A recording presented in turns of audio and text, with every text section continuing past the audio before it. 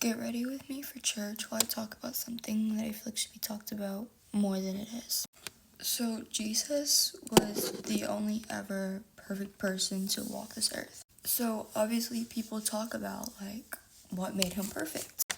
But I feel like we should also talk about, I'm like almost out of this, what like didn't make him perfect. I'm not saying there's anything that meant he wasn't perfect, but like things he didn't do to be perfect. One big thing I'm talking about is his looks. Never once in the Bible does it talk about his looks or say anything about how his looks are part of the reason why he's perfect. So if Jesus' looks are not the reason why he's perfect, why are we always so worried about our looks? It makes me so sad when I see someone like beating themselves up for how they look, saying things like, if I look this way, then they would love me, or if I look this way, then I would be perfect.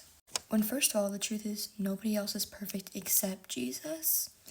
And I don't know about y'all, but that's such a relief to me to know that I don't have to try and be perfect.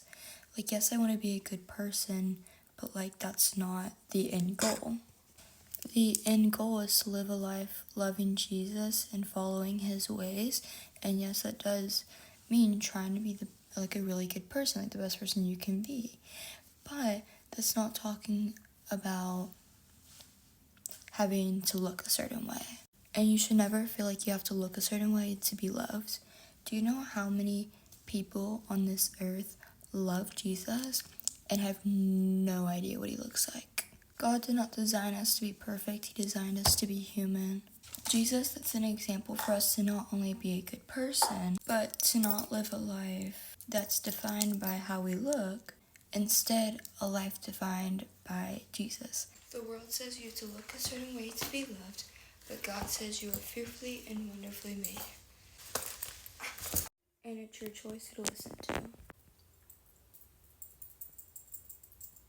I love you, but Jesus loves you more.